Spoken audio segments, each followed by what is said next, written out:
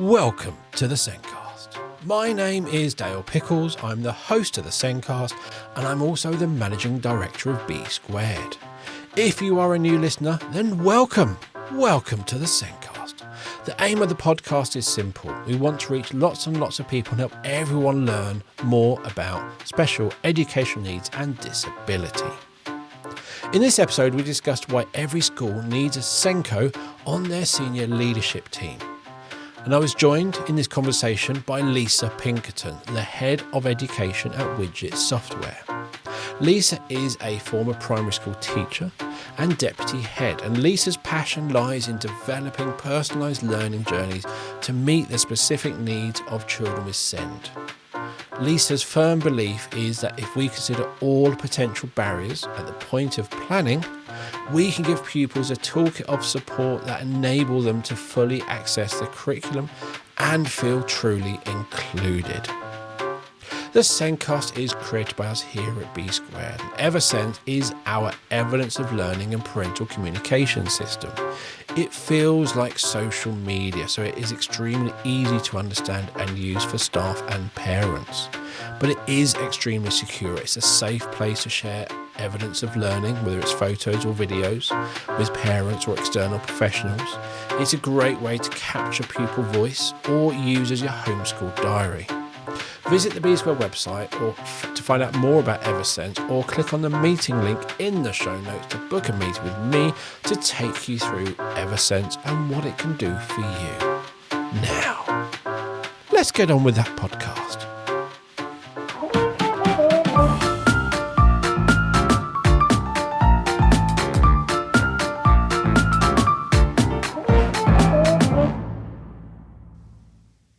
My guest this week is Lisa Pinkerton, the Head of Education at Widgit Software. Lisa is a former primary school teacher and deputy head, and Lisa's passion lies in developing personalised learning journeys to meet the specific needs of children with SEND. Lisa's firm belief is that if we consider all potential barriers at the point of planning, we can give pupils a toolkit of support that enable them to fully access the curriculum and feel truly included. Welcome to the show, Lisa. Thank you, Dale. Nice to be here. You are welcome, and I'm loving the background. Of course. That widgety. Very widgety. I wouldn't be without it. So the SENCO is a crucial role in schools, but it's never really given the status it deserves. And it has been a recommendation for years that the SENCO should be on the senior leadership team. But it is still just that, a recommendation. Mm-hmm. Yep. Yeah, but I think I'm cautiously optimistic about the direction of travel, if I'm honest. When you look at the white paper, the proposed reforms, when you bring into account as well the Ofsted inspection framework and everything else, it's pretty clear that inclusion belongs to everyone, I think, in everything, not, all stakeholders in a school. Not that I'm a fan of that word, but teachers, teaching assistants, senior leaders, governors. And if an inclusion strategy depends solely on a SENCO in a school, that's just not sustainable. And also, it's not possible because they need to be able to lead and coach and influence and help to develop others.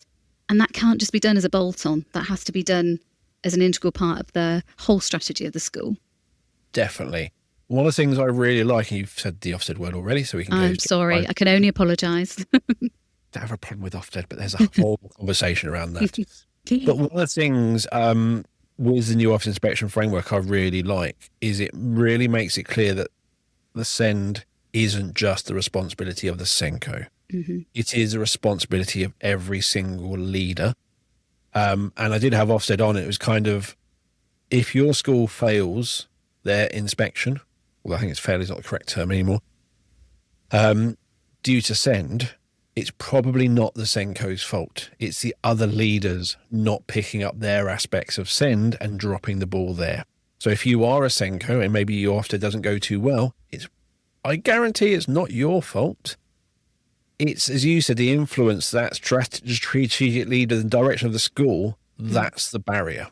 Absolutely. I couldn't agree more. I mean, the Ofsted framework, it doesn't explicitly state that the SENCO should be on the senior leadership team, but it does say very clearly that through their leadership status within the school, they should be there to lead and drive whole school improvement for SEND and have whole school oversight and strategic authority. You know, gone are the days where you've got a SENCO pulling out groups of children as a bolt-on.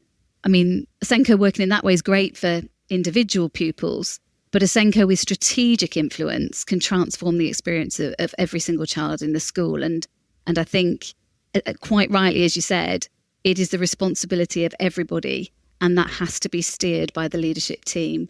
I teach on the Best Practice Network NPQ SENCO course, and one of the most useful activities we do right at the beginning is that we write down every single stakeholder of a school. I said that word again. We write down every single stakeholder in a school, and all of the candidates then have to draw a circle around everybody, indicating their circle of influence or their perceived circle of influence. So it's really interesting to see how the SENCOs, what size circle they draw around themselves. The bigger the circle, the wider your circle of influence.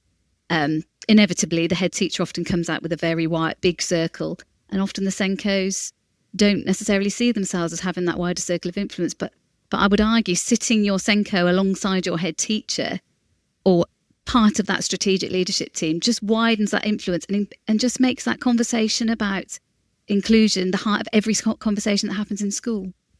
It's interesting, that circle of influence, and that saying the SENCOs don't feel they have that influence. They probably don't.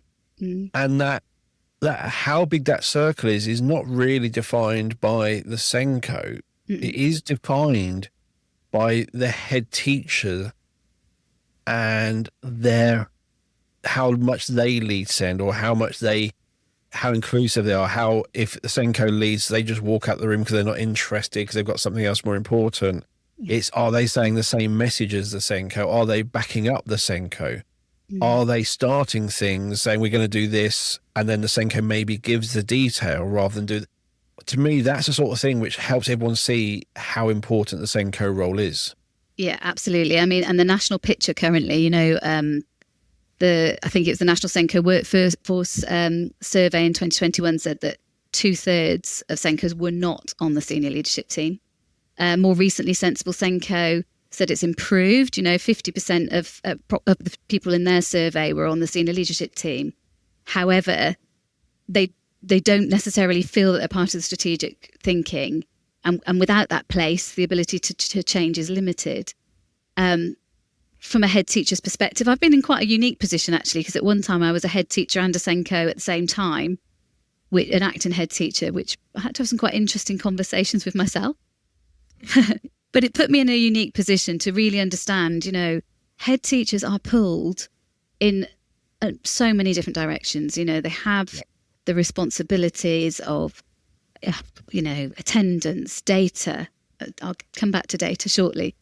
But all of the demands from all of the other people involved in the school, the governors, the promotion of the school these days, the publicity, all of those things pull you in different directions. And I can understand that sometimes having an effective SENCO, having an effective SEND strategy might not, to some head teachers, not all, the majority of head teachers I've met are very, very inclusive, but to some it might not be that attractive because their perception might be that the better their SEND strategy, the more pupils with additional needs they're going to attract, and then the impact on the data and everything else that could happen. But I really firmly believe that if you are planning for inclusion at the outset, you get the curb cut effect. You know, you lower the curb for everybody.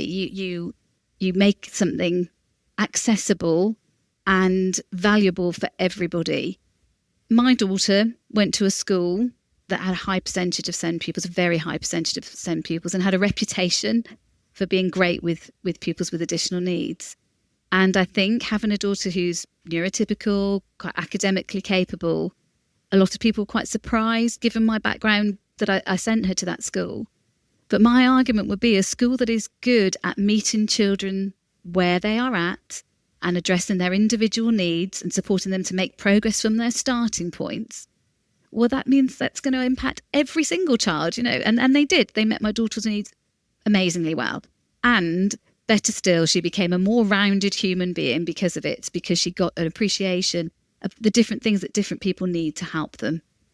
And that's the thing is there's lots of talk about with the white paper, this push for inclusion in mainstream settings. And then there'll be lots of parents going, my child couldn't cope in mainstream. And what you've just highlighted there is there are very different types of mainstream. There are mainstream schools where you have to fit the mold.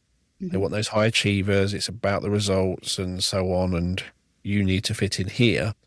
And there are other schools which are often those magnet schools for those SEND pupils, help every child to achieve, and not just academically, but as you said, your daughter became well-rounded.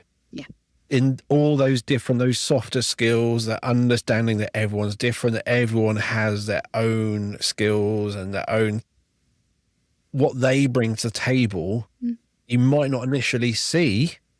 But actually, you realise over time, actually, what that person does bring, but you only get that through experience. Absolutely. And all those things, surely, are those skills that we're going to need in the workplace. You know, you need to go into a workplace where you have an appreciation that everybody might approach things and tackle things in a slightly different way.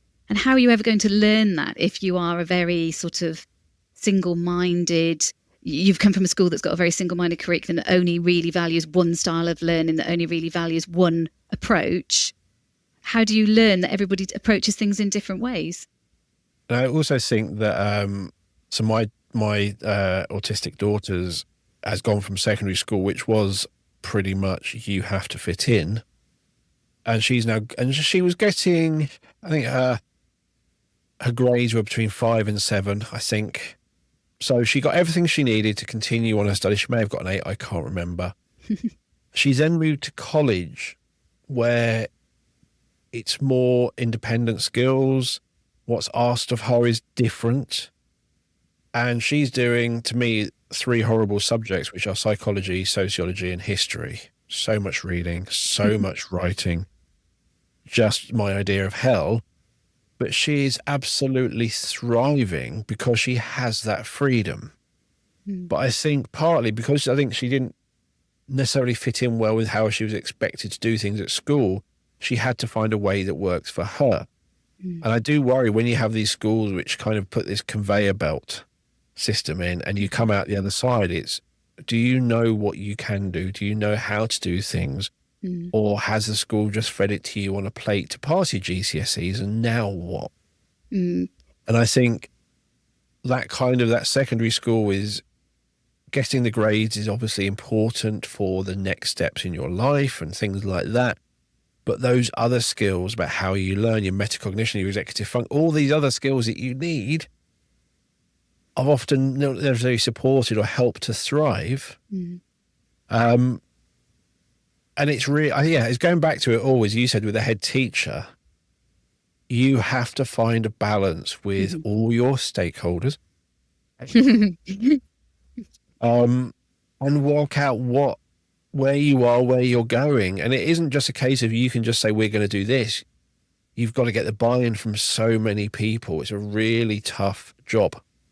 Yeah, I totally appreciate that. And I think, if I'm honest, I think if we truly want the intentions of the SEND reforms to work effectively, the whole curriculum will need careful rethinking, a complete overhaul. I know curriculum reforms are in progress, but I think we're so focused within our national curriculum on content.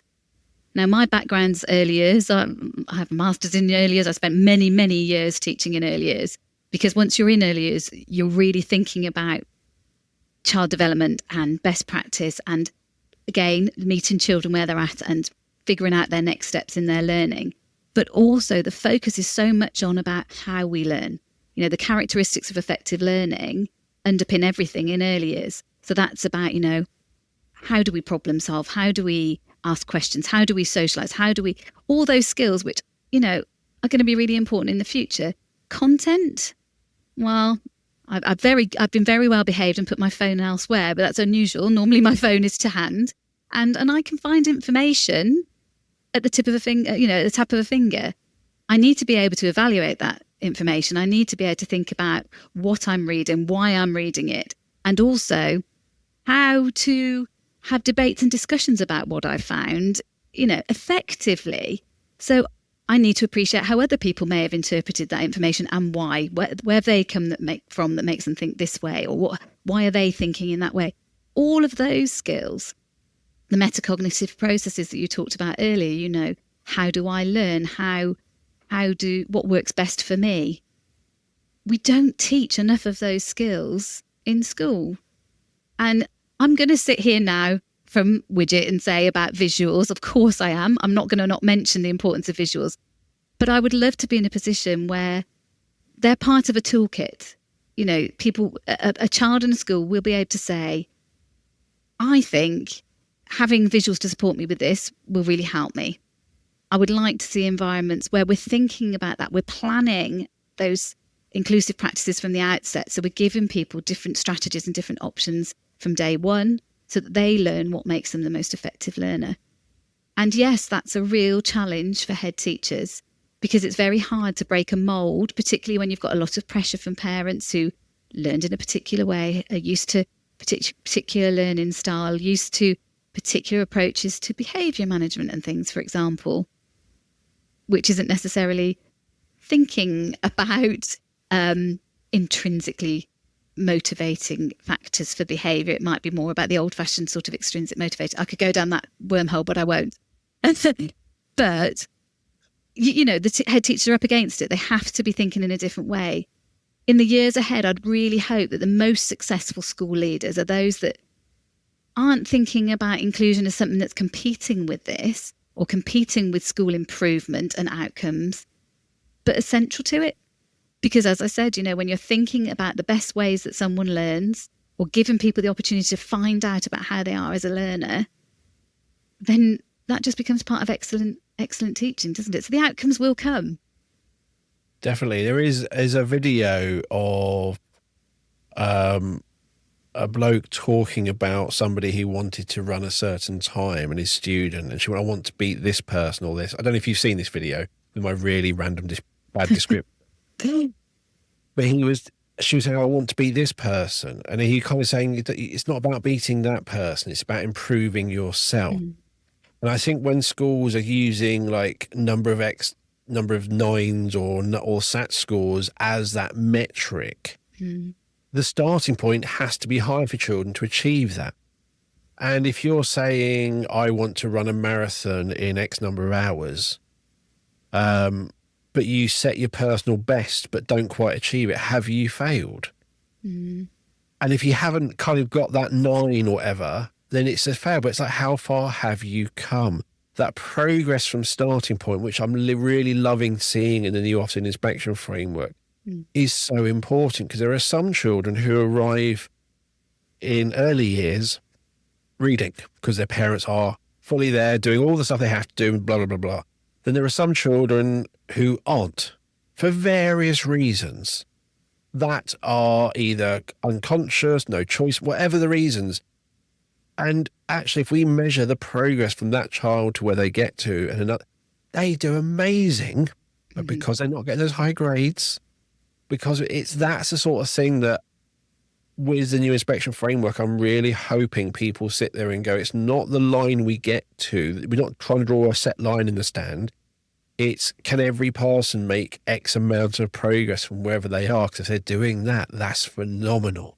And I think that change in thought process, as you said, changes from actually we want the best to, and it's not about dropping your standards. It's just changing how you measure it and helping every child to succeed. Yeah, absolutely. And I think unfortunately, when we're still in a position where schools are judged against one another based on their outcomes, that's a very difficult mold to break. I would love, the ideal, and I do feel there is a direction to travel here. I keep saying cautiously optimistic because I don't want to undermine all of the other things that come alongside all the reforms and particularly the white paper reforms. But I am cautiously optimistic because I think this conversation is now happening. And, I think people are moving away from a one size fits all and thinking about universal provision, for example, at the outset. But also, as you said, moving away from, I would love to get to a point where we're moving away from saying, right, this school is excellent because it got, X percentage of children reaching the greater depth standard or expected standard or whatever it may be. And instead moving towards a system where they're saying, actually, they move children on from this point to this point. And isn't that amazing? But better still, I would love to reach a stage where we're actually just being judged on how inclusive we are. This school, I know it's woven throughout the Ofsted framework, so it's there. But wouldn't it be great if that's the way that schools were judged, so that parents could look at schools and say, oh, this is a school where all children thrive. And it's a school where all children thrive because at leadership level, there's a strategic plan where children are not just seen as a group of people, but they're seen as individuals. And SENCOs are not just seen as people who deal with SEND and it's over there, but actually as its strategic partners thinking, how can we accommodate everybody so that everybody can thrive? Definitely. And now bringing it back to SEND, and you mentioned the Ofsted inspection framework and that it doesn't say that the SENCO should be on the senior leadership team. I've been literally recommending, and there is to achieve the whatever there is in place for good. I can't remember the third value, whatever it is. It's kind of got in there to achieve this level. The SENCO needs to have the right level of authority. Yes. Yeah. And it's that phrase is to me like, boom, that's the phrase. Now we have, not they should be on, but actually it on the senior leadership, it's saying the SENCO needs the correct level of authority to make a strategic difference around inclusion in this school. Absolutely. I think, to be really dull and quote it, I think it says a qualified SENCO is empowered through their leadership status to lead whole school improvement, something for pupils with SEND. So having that whole school strategic oversight and that strategic authority. And pleasingly, I'm delivering on the MPQ SENCO course, and that is very much the message coming through in the training for the MPQ, for the SENCOs in their training as well. It's not just about, even looking at a case study about an individual child, they're not just there thinking about that child, but thinking about, okay, how can I put some training in place to meet the needs of this individual child that will have an impact on the whole school in the future and will empower my staff in terms of what they can offer for SEND in general. So looking from a much more strategic angle. What I like about that phrase, and well done for remembering it so well. Well, roughly, don't quote me on it, it's about there. It's really quite a clear message. A head teacher should be able to look at the school and go, actually, is my SENCO doing that? And to me, that should be quite an easy, actually, SEND isn't being that, okay. But then that first bit comes back to, well, have they been given the authority to? Because that's with you. That's with you as the head teacher to have I given my SENCO that authority? Yeah. And that's what I like about that phrase. It's not just a recommendation. It is pointing at, asking the head teacher to ask the question and then pointing out to them that it's their responsibility to give that authority.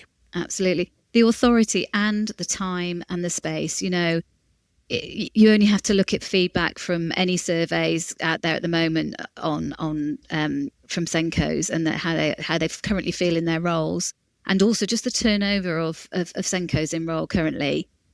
It's already a difficult job. So if we really want to make the change, if head teachers really want to make the changes within their school, then they have to give their SENCOs the time to do so as well as the authority. Now that comes with big issues in terms of budget, and I appreciate, again, many pulls on people's budgets and time, but that is such an important part. I've done that role, I've been there, I've been the deputy and the SENCO at the same time, and it's a difficult job to juggle. And it can't just be SENCO sitting in a room filling in lots and lots of individual learning plans and filling in EHCP paperwork. In a way, it almost has two strings to the role now, doesn't it? It has the strategic role and the administrative side as well. There's food for thought about how that could be managed. And again, just coming back to that idea about that authority, it's not necessarily about the SENCO always delivering the information. No. It's them contributing to the English lead and the maths lead it so that when that English lead is going, we're going to be doing this, you then don't have the SENCO standing up 6 weeks later going, and we're not doing that for us, and we're doing something completely different. Or what they're saying goes against what the English lead is saying, and they're sort of going, well, hang on, who do I listen to? Yeah. It needs to be a continual inclusion by design for every leader. Absolutely. And it comes back to, SEND is everybody's issue, everybody's responsibility, not issue, actually, responsibility. Inclusion is everybody's responsibility, I would say. One of the things, an example of something I introduced in my previous role was we completely changed our monitoring pro forma. So our monitoring pro forma that we used for everything, all the joys of the work trawls, learning walks, dropping lesson observations, we use the same pro forma. And sometimes that would be me observing in my role as deputy or in my role as inclusion lead. Sometimes it would be the head teacher. Sometimes it would be subject leads.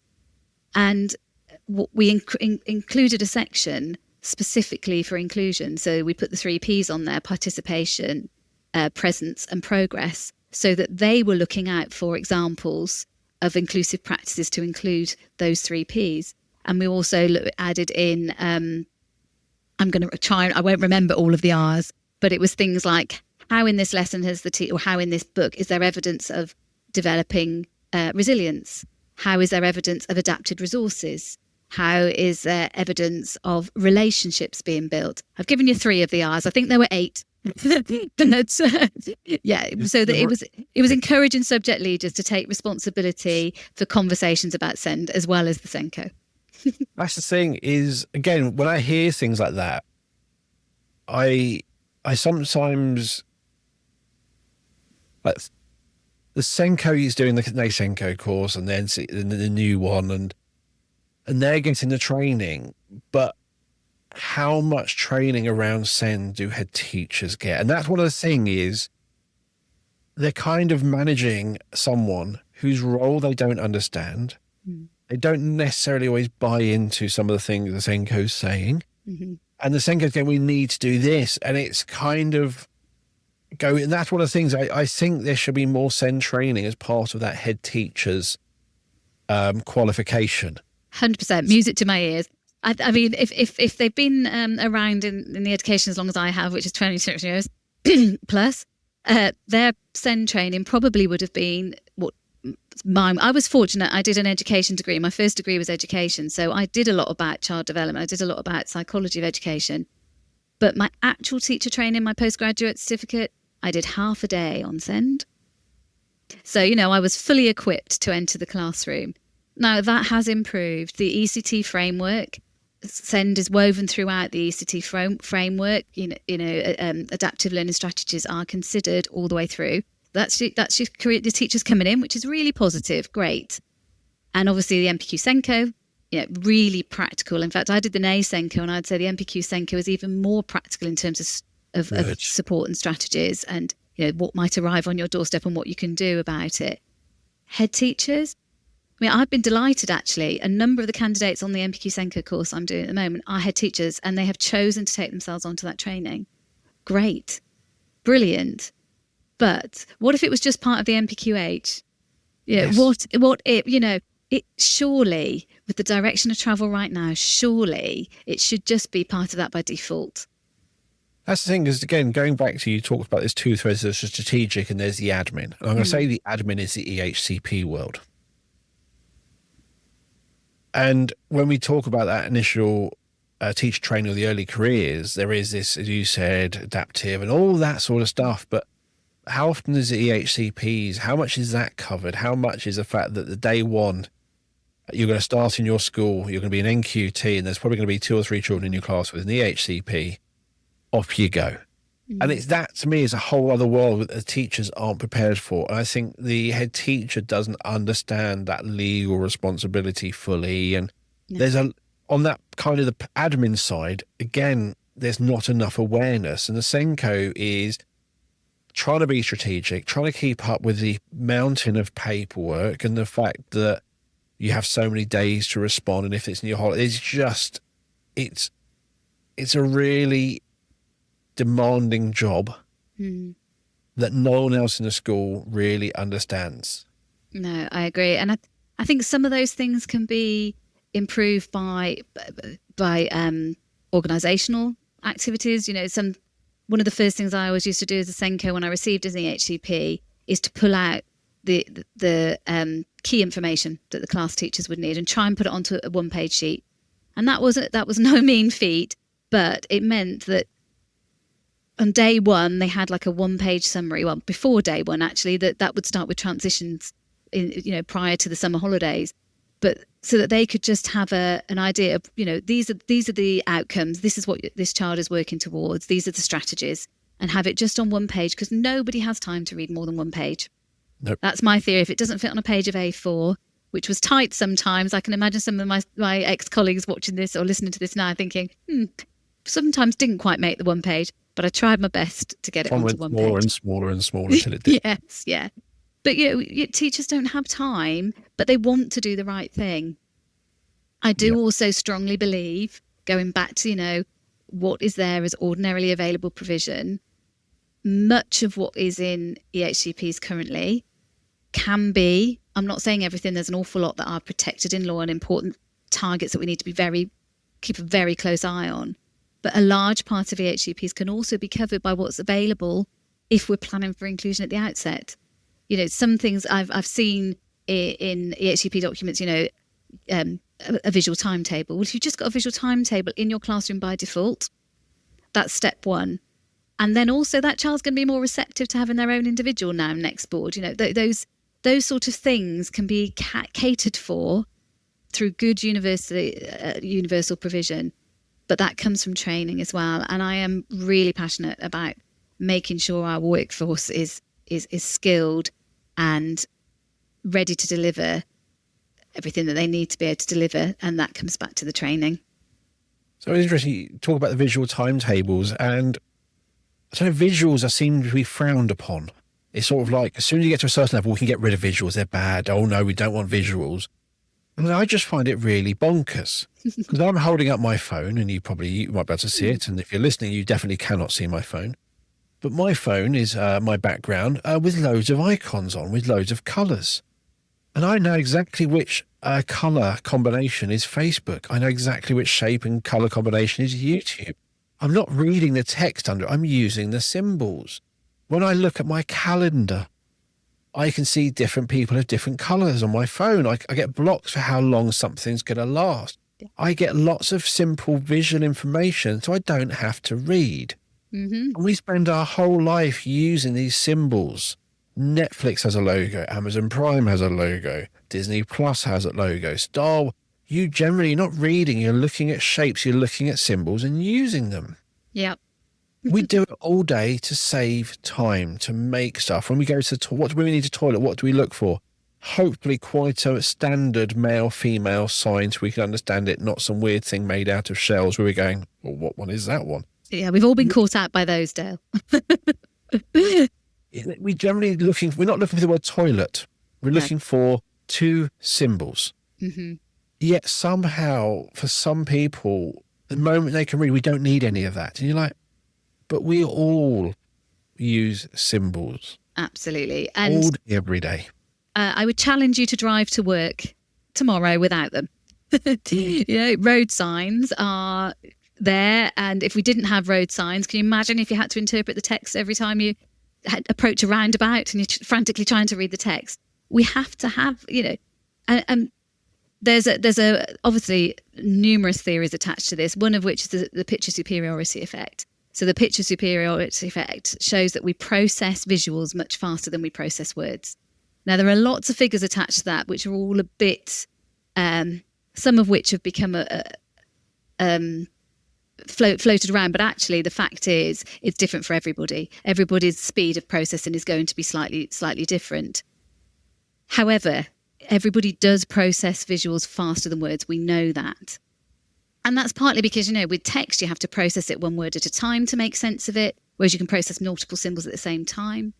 If you see a visual, you don't just have a cognitive reaction. If I showed you a picture of a dog, you wouldn't just go, that is a dog. You'd have an emotional response as well, so you're more likely to remember it.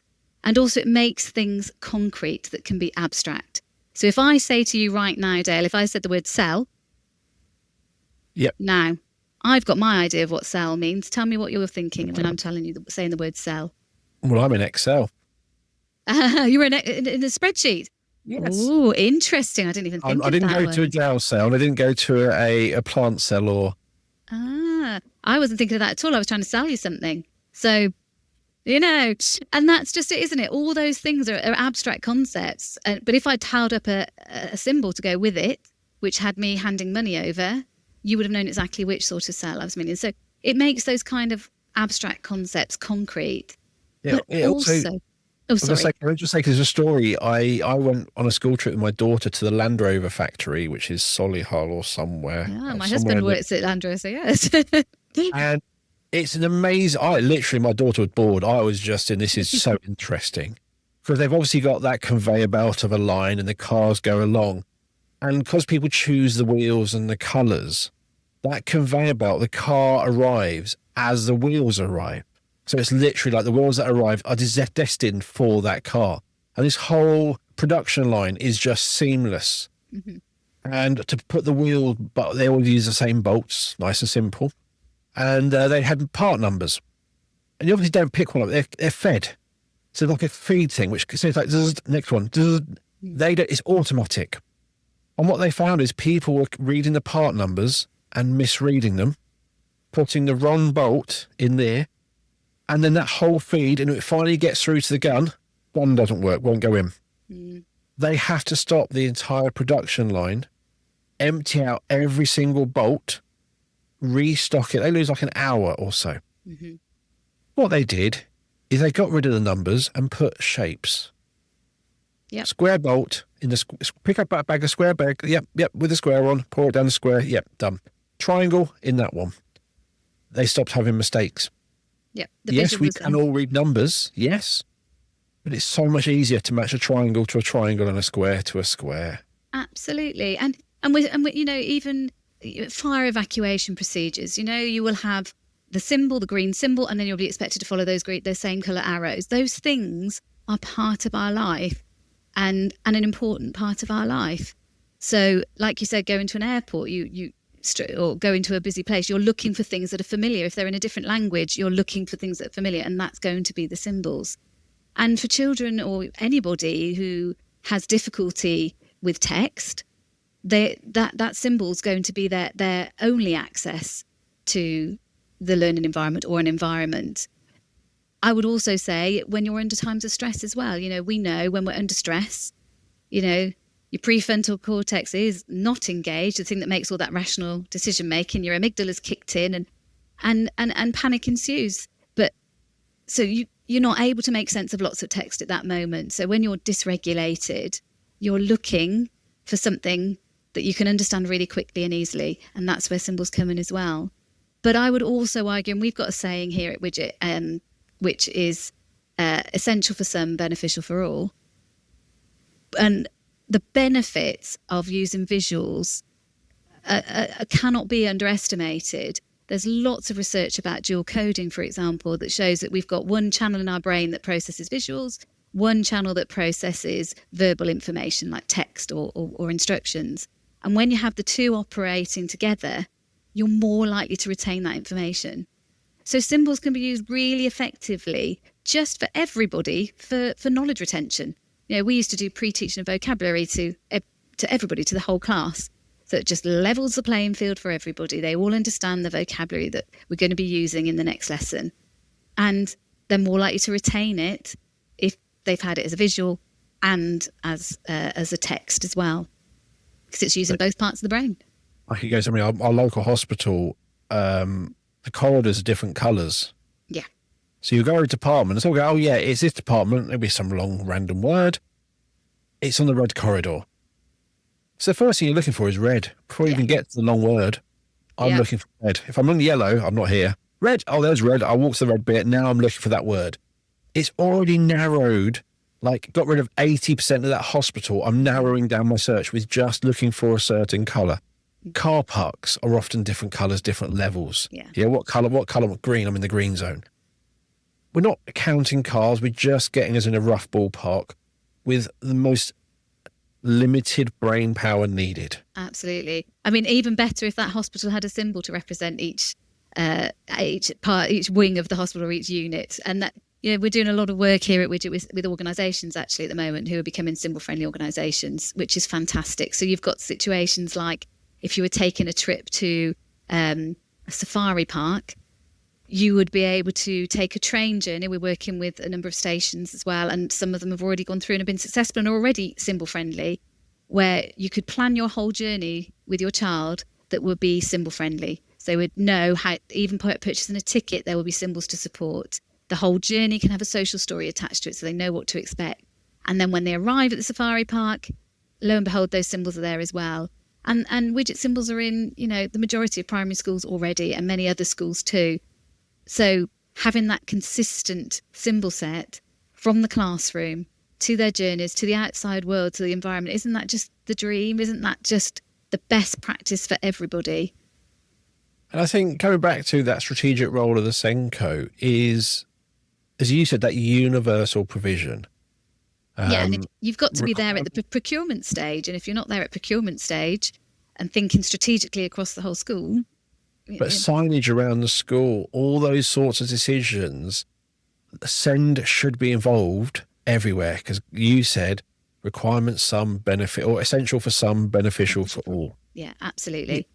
And it's not a case of you doing it in the classrooms. It is everywhere. It should be kind of, if inclusion goes well, kind of certain phrases we can get rid of because it's not needed, because everyone is accepted for who they are. We don't have to have this label for this and that label for that. Everyone just gets included.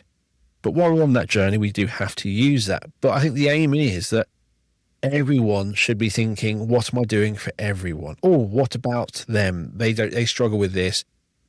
I can do that instead.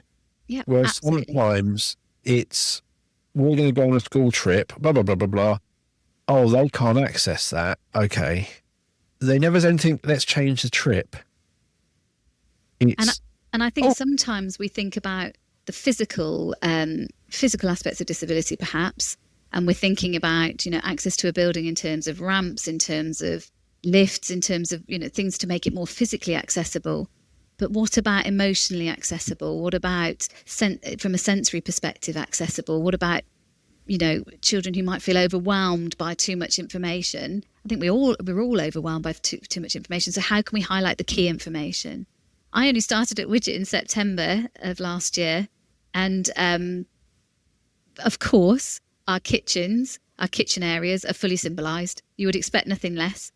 Which means that I was able to make myself a cup of coffee, knew where the coffee was, knew where the sugar was, knew where the tea towel was instantly, because it's all labelled, which was absolutely wonderful. I didn't spend ages opening every cupboard and but it was a massive help. And one of the things, exactly as you said, wayfinding, signage, labelling, we're providing lots and lots of advice and guidance here at Widgit about how you can become symbol friendly, not just as organisations, but also as schools. So we've had our first trial runs of our symbol-friendly schools go through so far, and they have got all of their labelling, all of the wayfinding is all fully symbolised, because it just helps everybody. It does. And it's one of those things, and again, being neurodivergent, my daughter, is that certainty aspect. Mm-hmm. So when you talk about being emotionally safe and that, it's like, what am I going to see when I get there? Totally. Yeah. So even with journeys, what's the train look like? What are the seats like? What's the train station going to be like? It's going to be rainy. Is there cover? Mm-hmm. Yeah. Just all, and even for people I work with, that idea of where am I going? What am I going to expect? Absolutely. It's like a visual timetable is standard, in a classroom, as far as I'm concerned, because if you can reduce anxiety for somebody, then why not do it? It's not going to make it worse for anybody. It can only make it better. And, as teachers, we go into a classroom all the time. We had a rough, I can't say you always knew exactly what was going to happen through the course of a day, but you did have a plan for the day and you knew roughly what was going to happen. Did the children going into your classroom know that? Well, if they have a visual timetable, they do. So, in the best classrooms I've ever been, and it's when the children shout at the teacher and go, it still says maths and it's English now. And then you know that that's used really well in that classroom, and the teacher's not just got it up there for decoration, it's actually used and embedded. But even my daughters at secondary school, they get their timetable, which they drew out on paper. And then they would colour code. So maths was red and English was green and geography was purple, which meant they could just, without a glance, they just knew, oh yeah, I've got English. They're not reading the words, they're looking at the colours. When my daughter with her exams, I printed a thing out which colour coded. So she knew when the Spanish exams were, she knew where her psychology exams were. And we could actually say, hey, you finish your science, you're never going to do science ever again. You finish Spanish, you never do.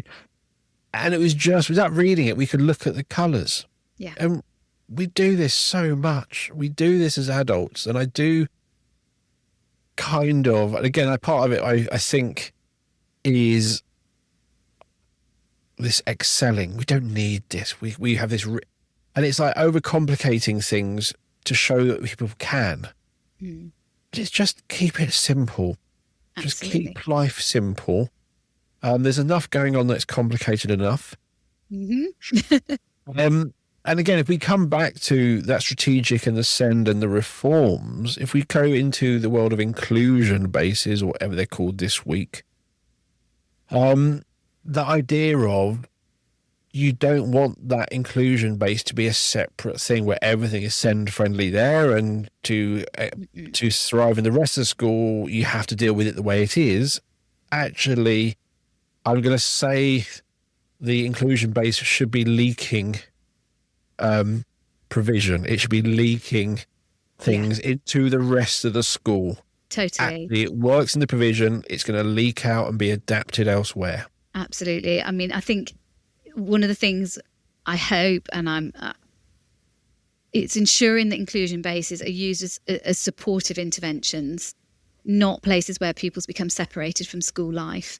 That shouldn't be what an inclusion base should be. It should be integral, as you said, integrated into school life, and best practice examples from those inclusion bases should follow through. So, there's no point, and from our perspective, there's no point having beautiful visuals used really effectively as scaffolds and as to support with accessibility in the inclusion base if that isn't followed through in the classroom.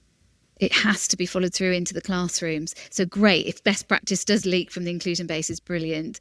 I had the most wonderful nurture lead in my previous school. We worked together to set up a nurture space that was, I'm not going to lie, it was outstanding. I was so proud of it. And because of her. But one of the things that she did so effectively was when a child had their nurture intervention, she was very clear that time in nurture was an intervention. She supported the class teachers as they were integrated back into the classroom by giving them the strategies that she had used. She used to produce little postcards with 3 key strategies that she'd used, 3 ways of changing the language slightly in a way that would be more acceptable to that child. And it was very much a working together process. So it wasn't just like the child was in nurture and then they went back into the classroom. It was all done as a gradual process, and the things that they'd learned in that group about themselves and about what the nurture lead had learned about that child was carried over back into the classroom. And that is when inclusion bases can work really, really effectively.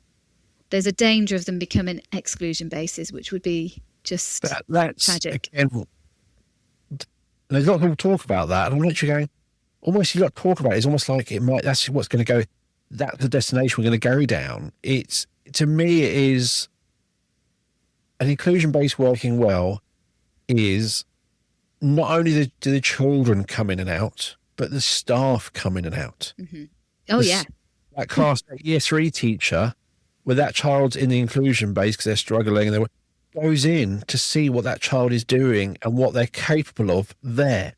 Yeah. And it's like, right, so this child in the right environment can do all of this, but not doing any of it in your classroom. Absolutely. But seeing and absolutely right. And that's the other thing we used to do is, free up the class teacher, which is almost like an exchange, which was possible to do, so they can actually see for themselves. I mean, I remember watching, I feel really bad because I'm not going to credit the person for this, but I went to a training event once and they showed a picture of Death Valley and said, this is Death Valley, and talked about how, nothing grows there, obviously, because of the climate. Then in a period of time, they had some flash flooding in Death Valley, and they had, just in a certain area, and where they had the flash flooding, flowers grew. And it just showed that actually Death Valley wasn't dead. The environment was wrong. And when the environment was adapted and changed, it grew and it came to light. And I just thought, what a lovely analogy for inclusion, that, it's not about the child, it's about the environment. And if the environment's right, people will thrive. And what these inclusion bases could be is we have permission to do something different here. Yes, yeah, to try things, to see. Try things. Yeah, we're not going to risk damaging everyone. We're going to try it over there. Oh, look, all the things we thought that would work have worked, and it's making a difference. Perhaps we should bring it out over here. What works for SEND works for all. Yeah. All those lovely phrases that we've known for years. Yeah. Is that often happens in a special school miles away. Yeah. One of the things that inclusion bases is when you see it happening in your school, when you see that child who would not engage or was always disruptive in your lessons, you go see them quietly doing their work and showing you what they've done. You're like, okay, there's something about this environment which is making this child excel. Absolutely. And what can I bring back to my classroom to keep this going? Yeah. So, and it has to be, that needs time, that needs training, that needs expertise, and that needs resourcing. So again, coming back to who's making those decisions and why are we making them? So coming back to those leaders, really understanding the purpose of the inclusion base is going to be essential. Yes. And it is. It's not a walled garden. It's not a large isolation booth. It's not a destination. It's where you do things differently to find out what works, and then you bring that back into the rest of the school. To me, that is what an inclusion base is about. If you're not going to change, send them somewhere else. Yeah. And then that's what's kind of happening. Whereas to me, this bringing it into the school is, again, it's like Ofsted not saying you have to put them on the seeded, but writing it in a certain way, which means the SENCOs really should be on the senior leadership team. I kind of feel that inclusion basis is saying, stop pushing these children out because they don't fit you. Work out how you fit them and you adapt. Yeah.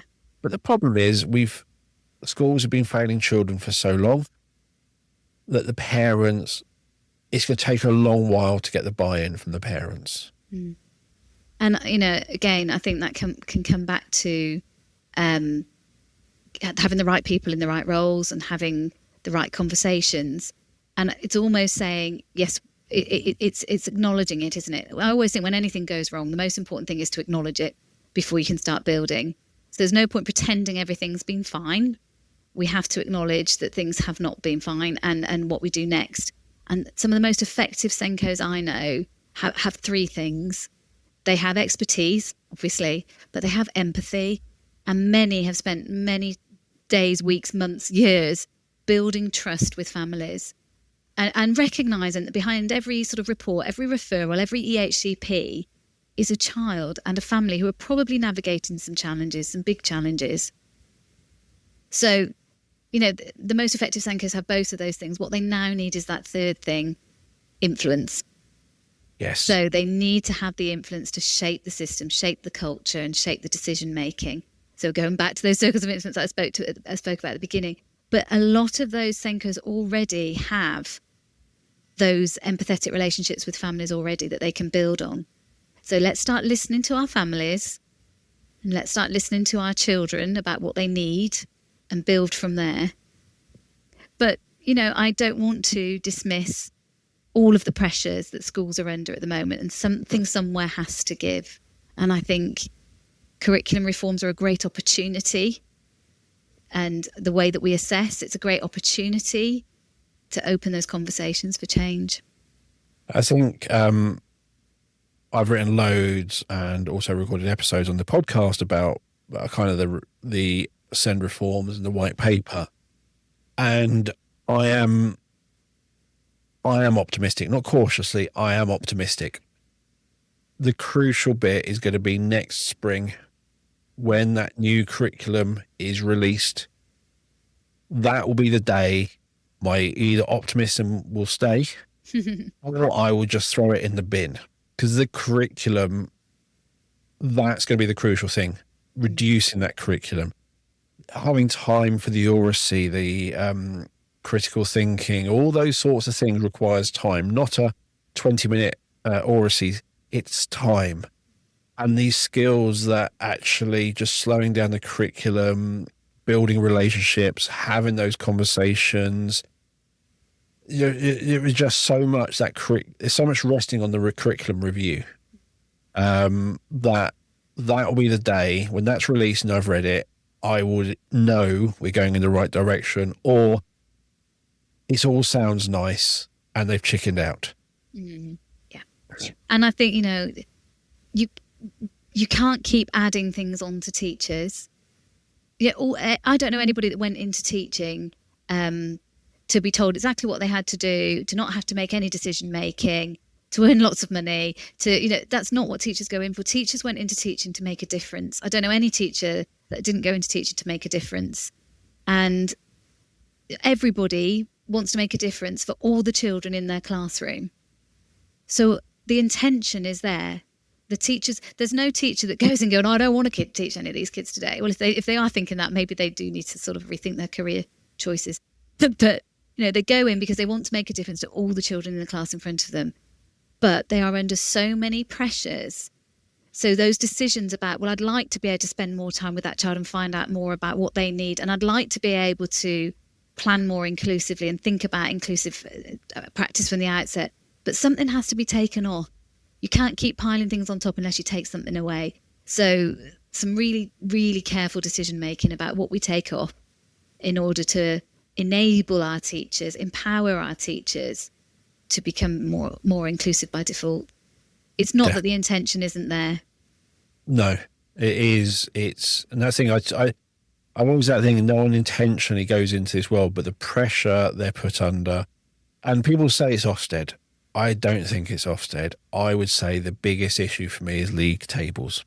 Yeah, I would agree. I think it's as well, budget. Budget comes down to bums on seats at the end of the day, and how you attract, more pupils into your school. And, all of that has such a massive impact because you're constantly thinking about how can the school look the most attractive to anybody wanting to come and visit us. And it's such a shame. I don't think it was like that when I started teaching. I think it was much more, I don't know, maybe it was all much more straightforward.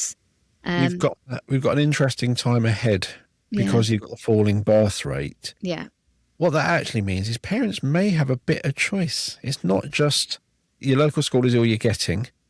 You might be able to choose, and then parents might actually vote on which are the best schools. Mm-hmm. So when you are going to be competing for pupils, because you're not all of you going to have your classes full, now you've got work to do. Now you've got to work out what is going to attract the children and the parents. And I think when we've had those boom years, you're going to be full no matter what you do. Mm-hmm. Now you're competing. Now schools are going to be going, we want those children, we want that money. How are they going to do that? How are they going to show they're going to do it? And that's going to be an interesting time. I think that's going to be another change that will impact schools. Yeah. Hopefully in a positive way. Yeah, and I mean, coming back to good SEND practice is good teaching.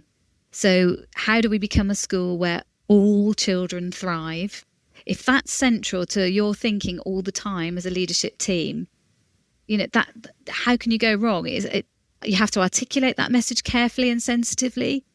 But actually, if you're coming back to all the time, what do we do in this school to make sure that all children thrive? And I know it sounds very simplistic, but I think it is. You're coming back to what do we do to make sure that this is a place that values everybody and thinks about what every pupil needs in order to succeed. Many years ago when I was governor, because I spent years going to different schools as Mr. B Squared, and I go in after the children have left, but I've learned how to judge a school with no children in. There are things you see where I can tell you if it's a good school or a bad school, even without any children in. I know you get so much more when the children are in. Mm-hmm. But I think that a school which helps all children thrive, mm-hmm. that helps every single child, feels more welcoming than a school which is academic. Absolutely. That celebrates all the achievements. And you see it, you know what that looks like. And I think those schools are going to be the ones which will stay full. And I think other ones are going to slowly empty and then work out what they're going to do. Yeah, I agree. And I think it comes down to valuing everybody's talents, everybody's skills, offering, broad opportunities so that it isn't just about this narrowed curriculum, but it's about the whole experience of being at school for a pupil. And it's about being ready for that next phase. That's a big thing. My daughter's primary school, they didn't get the best results. There was an academic school very, very nearby. They got the best results. But what the secondary school always said is that the children from my daughter's school always arrived more prepared for secondary. Mm-hmm. Yeah. And that's an important difference. Because they were thought about as a whole child. And I'm going to steal a friend of mine's comment. She always said that she wishes that teachers would, schools would think about teaching children, not lessons. And I love that phrase. Definitely. I will credit Andy Hillman with that one if she's listening. Years ago, it was a phrase of, schools taught children, colleges and universities taught subjects.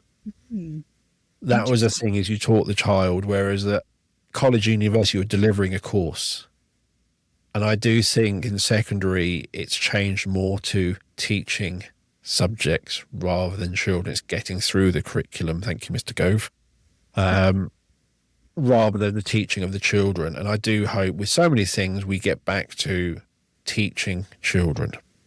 That'll be and if that's how we can start judging schools, on how well they teach children, rather than how high the outcomes are because of lessons, I think the outcomes will improve anyway.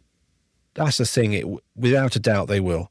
Because every child, I think, I'm not going to quote the research because I'll get it completely wrong. Every child wants to please. Every child wants to please their parents. They want that attention. They're needing it. They're seeking it. They want to impress their parents. They want to impress their teachers. That's like a natural child. To slowly destroy that, something's going wrong. And if you make that child happy, they're going to thrive. It's to me, it's the most obvious thing a happy child will achieve. A child who isn't getting their needs met will not achieve. Yeah, absolutely. So it comes back to, doesn't it, looking at each child and how they can thrive. Definitely. Yeah. And I'm going to wrap it there. Seems like a nice place. It's always fun. It's always like, I just want to say that. There's a little bit I wanted to add in, but that will have to wait because we've already talked enough. So thank you for coming on the show today. It's been a pleasure. You are very welcome. As always, I will be sharing Lisa's contact details and links to find out all about Widgit and other work Lisa is doing. And you'll find the show notes wherever you listen to the podcast or on the SENCO website. If you haven't subscribed already, click on that subscribe button and don't forget to follow us on the social medias. Twitter, Facebook, Instagram, TikTok. We're on most of them. And if you're looking for a simple, secure way to capture and share evidence of learning, or a way to capture pupil voice, a way to celebrate and share achievements, or a simple way to communicate with parents, you need to have a look at EverSense. EverSense is our evidence system that does so much more to boost parental engagement. Remember, it's about a conversation. It's a two-way thing. To find out more about EverSense, visit the B-School website, and you can find out all about the software. Or if you look in the show notes, you'll also find a link to a meeting with me so I can take you through EverSense and answer any questions you have. And you'll find the links to the B-School website or that meeting link in the show notes. So for now, it's goodbye from me. And it's goodbye from me. Bye, everyone. Thanks.